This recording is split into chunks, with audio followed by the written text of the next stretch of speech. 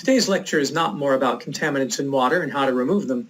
It's about hidden water in other things, hidden water in food, hidden water in energy, and about hidden energy in water, and hidden food in water, and all the stuff that just isn't all that obvious. I was introduced to the concept of embedded or hidden water, sometimes called virtual water, as a graduate student at UCLA when we had a guest speaker from Case Western University who was a specialist on resource conflict in the Middle East.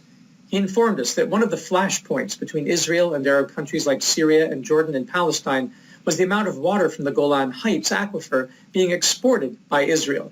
Not used by, he told us, but exported, meaning never returned to the aquifer. In particular, he said, it was the water in goods like bread and other grain products made from wheat and rice, and fruits like oranges and bananas. Each time a crate of food products was loaded onto a boat and shipped out of Israel, it represented a net loss of water from the region. Fruits are primarily composed of water, most between roughly 80 and 90%. So when fruits and boxes of pasta leave the country, they carry tremendous quantities of water with them. Besides the water embedded in the food, there is the water used in growing and processing the agricultural produce, most of which is never reclaimed. So water-intensive agriculture represents a net loss to the life support capacity of the region. And since Israel, he said, is growing for and exporting to countries who want produce that did not evolve in water-stressed regions, this regionally inappropriate type of agriculture creates ecological deficits that make it harder for other countries dependent on the same limited aquifers to thrive. This is the basis of many conflicts, he said. I got a taste of some of this logic firsthand when I spent a summer with my family in Syria. We went to stay with one of the Khalidis, a family friend, outside Damascus, who had a farm. The farm was in the desert, but was lush with tomatoes and cucumbers and watermelons. On the outskirts of the farm, amidst the scrub and shrubs of the dry land, a Bedouin tribe was camping with their sheep and goats and camels and a truck. They were in their tent watching a television set powered by the truck battery through an inverter, and as I approached to say hello, they invited me in for some tea. Outside the tent, a woman was busy making sheep's cheese. When they saw me glance over at her, they said, "Tfaddal, have some sheep cheese. Have some fresh cheese. We are preparing it for a wedding, but you're welcome to have some." I politely declined, saying, "Well, that's very kind of you, but I'm a vegan," meaning that I don't eat any animal products at all. "No animal products? Are you kidding?" they asked with incredulous smiles. "Why, yes, I used to be a vegetarian," I replied, "because I'm an environmentalist, and I decided to get even more committed to protecting our ecologies. I was vegetarian for 2 years this last time, and now I've been vegan in addition to that for 7 months. They scowled. One man said, "We Bedouins have been living on this land for thousands of years with our animals. This farm that your friend owns used to be part of our grazing territory, so she lets us camp here and graze around the outskirts. Our animals eat the scrub and thorny bushes that grow in the desert, things that human beings cannot eat. They get nourishment and water from these plants, and they drink from the wells and oases and return water to the ground in their urine and manure, along with nutrients for more plants to grow. And they turn these plants into things we can eat, into milk and cheese and yogurt and meat, and also into useful things like hide and bone. The arrangement works nicely and has for generations. When they have grazed the vegetation down, we leave to another area and give the plants time to come back, Yani. But your friend's farm, all those citrus trees and tomatoes and fruits and vegetables, they take all the water from the wells in the land and grow plants that could never survive in this desert by themselves. And then they ship these plants with all their water to the city, and the water and the nutrients never come back. Eventually the area dries up and the land gets salty and nothing will grow. So who is doing more to help the environment and who to harm the environment? You or us?" Apologize for the accent. As an Arab American, we often poke fun at Alec Guinness playing King Faisal in Lawrence of Arabia. Alec Guinness, who played Obi-Wan Kenobi in Star Wars, he used the same accent for Obi-Wan that he used for King Faisal in the movie Lawrence of Arabia. So that's what you heard me attempting. Meanwhile, on that day, shocked by their indisputable logic, I stopped being a vegan. I had never thought about embedded water and the water cycle this way before. I didn't really appreciate the idea of Lynn Margulis's hyper-sea. But now when I look at the world, I see the water. I see the water in the cells of the life forms upon the planet, beneath the skin and the bark. Often I feel like I can see the water that went into the manufacturing and the transport of things. The whole world looks like flows of water in my mind's eye. It looks like water doing a dance, endlessly moving from one place to another, from the ocean into the sky and onto land, into objects, breaking apart into rivulets, spending time in the bodies of living creatures that transpire and sweat and pee and die, coming together in rivers, flowing back into the ocean, often being poisoned along the way. In the last lecture, we talked about water contamination, and here we need to take a radical approach to water conservation by asking ourselves, is this an appropriate use of water? Should water be retained in this process, in this organism, in this landscape?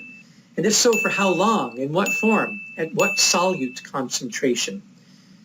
Now let's take the example of the American obsession with lawns. Lawns take up more water than almost any other form of agriculture and contaminate with proportionally more pesticides and herbicides and toxic chemicals than almost any other plant-growing endeavor. One of the mantras of the environmental movement is that lawns are bad, and environmentalists often try to get people to give up their lawns. A great meme about this has been going around the internet about a conversation with God about lawns. Here's God on lawns. Imagine the conversation the Creator might have had with St. Francis on the subject of lawns. I will again attempt to do Morgan Freeman, because he is God. Hey, St. Francis, you know all about gardens and nature. What in the world is going on down there in the Midwest? What happened to the dandelions, the violets, the thistles, and the stuff I started eons ago? I had a perfect no-maintenance garden plan. Those plants grow in any type of soil, withstand drought, and multiply with abandon. The nectar from the long-lasting blossoms attracts butterflies, honeybees, and flocks of songbirds. I expected to see a vast garden of colors by now, but all I see are these green rectangles. St. Francis of Assisi. It's the tribes that settled there, Lord, the suburbanites. They started calling your flowers weeds and went to great lengths to kill them and replace them with the grass. Grass?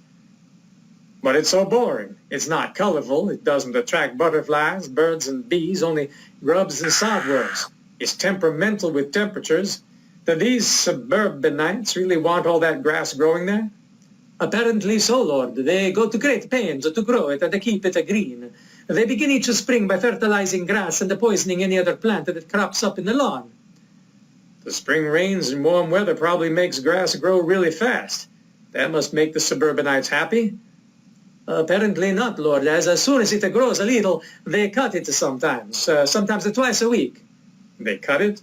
Do they then bale it like hay? Well, not exactly, Lord. Most of them rake it up and put it in bags. They bag it? Why? Is it a cash crop? Do they sell it? No, sir, just the opposite. They pay to throw it away. Now let me get this straight. They fertilize grass, so when it does grow, they cut it off and pay to throw it away? Yes, sir. These suburbanites must be relieved in the summer when we cut back on the rain and turn up the heat. That surely slows the growth and saves them a lot of work. Oh, you're not going to believe this, Lord. When did the grass stop growing so fast? They drag out hoses and pay more money for watering it, so they can continue to mow it and pay to get rid of it. What nonsense. At least they kept some of the trees. That was a sheer stroke of genius, if I do say so myself. The trees grow leaves in the spring to provide beauty and shade in the summer. In the autumn, they fall to the ground and form a natural blanket to keep moisture in the soil and protect the trees and bushes. Plus, as they rot, the leaves form compost to enhance the soil. It's a natural circle of life. Oh, you better sit down, Lord. The suburbanites have drawn a new circle. As soon as the leaves fall, they rake them into great piles and pay to have them hauled away. No. What do they do to protect the shrub and tree roots in the winter? And to keep the soil moist and loose? After throwing away the leaves, they go out and buy something which they call a mulch. They haul it home and spread it around in place of the leaves. And where do they get this mulch? They cut down trees and they grind them up to make the mulch. Enough. I don't want to think about this anymore.